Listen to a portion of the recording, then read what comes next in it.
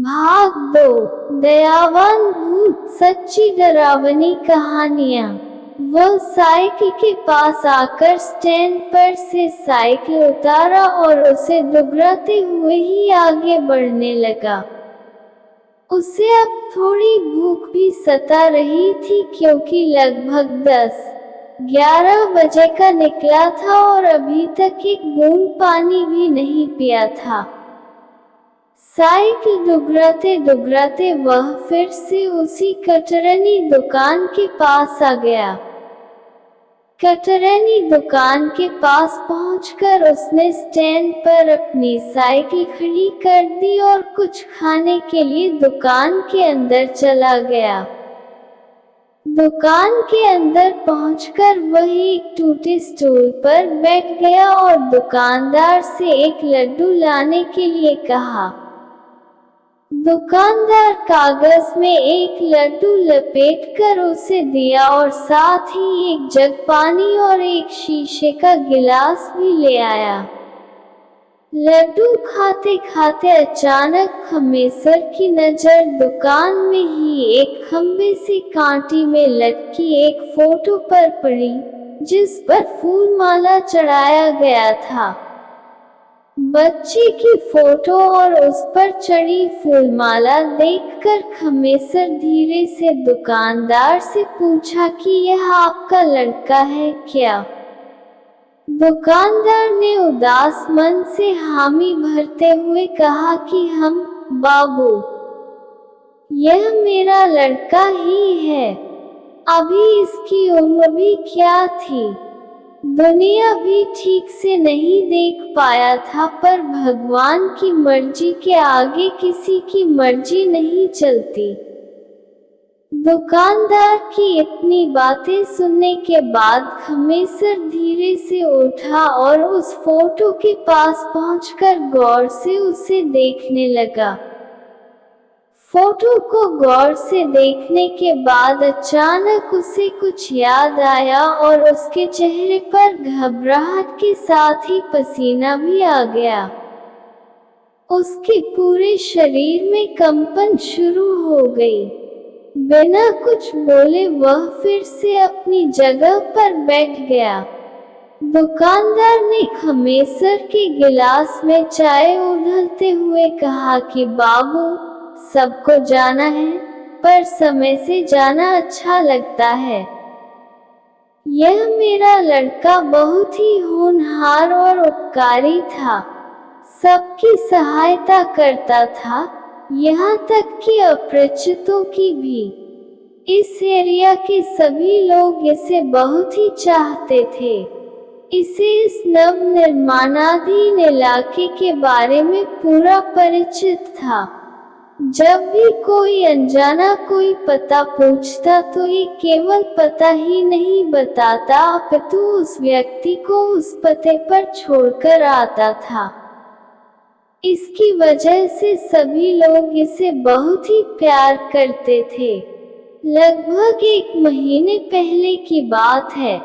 एक दिन एक अनगोया अनजाना मेरी दुकान पर आया। उसे उसी जगह पर जाना था जहां से आप आ रहे हैं। मेरा बेटा उस अनगोए को लेकर वहां पहुंचा। उस दिन उस बिल्डिंग के दूसरे महले पर पेट आदि बांधने का काम चल रहा था। पता नहीं मेरे बेटे के दिमाग में क्या आया कि वह एक पेट पर चढ़ गया। अभी वह पेट पूरी तरह से बांधा नहीं गया था। उसका पैर फिसला या पता नहीं क्या हुआ कि वह पेट पर से गिर पड़ा और वहां से कुछ लोग उसे लेकर अस्पताल तक पहुंचते तब तक उसके प्राण पखेरु उड़ चले थे। इतना कहने के बाद उस दुकानदार की आंखें दबा गईं। अब खमेसर थोड़ा आराम महसूस कर रहा था, पर वह सोच नहीं पा रहा था कि इस दुकानदार को कैसे बताए कि अभी इसी लड़के ने उसे उस पते तक पहुंचाया था। अभी खमेसर कुछ बोले इससे पहले ही वह दुकानदार फिर बोल पड़ा, बाबू, फिर हमने इसे अपने बच्चे को मुर्दहिया पर ले जाकर दफना दिया। दुकानदार ने बातों ही बातों में ये भी बता दिया कि यह मुर्दहिया आप जो पता पूछे थे, उसके थोड़ा दूर आगे ही है।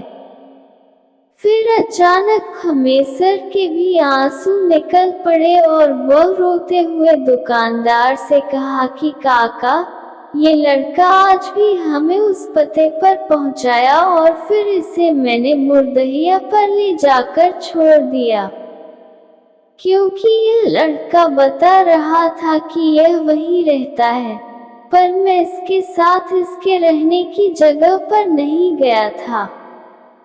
अब तो वह दुकानदार भी फूट फूट कर रोने लगा और कहने लगा कि बाबू, जरूर वह मेरा मुन्ना ही होगा, क्योंकि कल भी इसने किसी को किसी पते पर पहुंचाया था, पर जब उस व्यक्ति ने बताया था तो मैं बोल पड़ा था कि यह नहीं हो सकता, क्योंकि मेरे मुन्ना को गए तो महीनों हो गए हैं, पर आज जब आपसे साथ भी यही घटना घटी तो अब मुझे यकीन हो गया है कि वह मेरा मुन्ना ही होगा और वह मुर्दहिया से आकर अपनी इस दुकान के आसपास ही रहता होगा।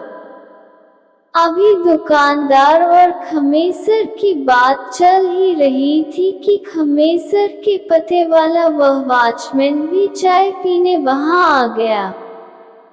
उसे देखते ही दुकानदार उसे चाय देने लगा।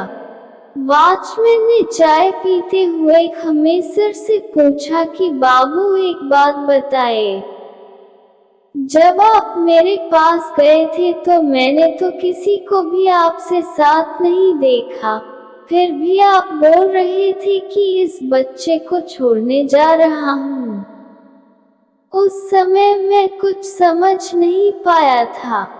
इस पर दुकानदार फिर से रो पड़ा और कहा कि बाचमन बाबू, वह मेरा मुन्ना था और इसलिए शायद आपको दिखाई नहीं दिया।